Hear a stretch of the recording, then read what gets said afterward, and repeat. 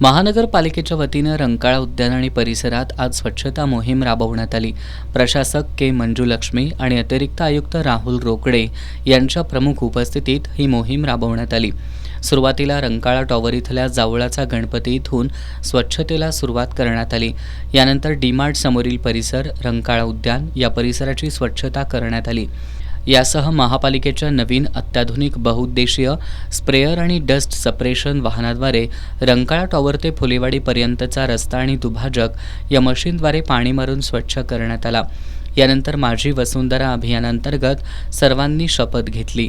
सकाळी 7 ते 9:30 पर्यंत संपूर्ण भागातील रस्त्याची साफसफाई करण्यात आली।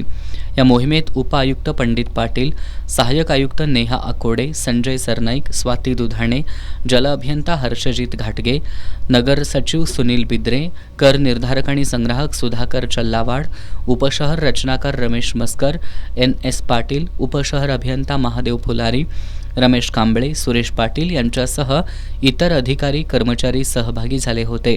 विशेष म्हणजे प्रशासक के मंजुलक्ष्मी यांच्या मुलांनीही या स्वच्छता मोहिमेत सहभाग घेतला होता।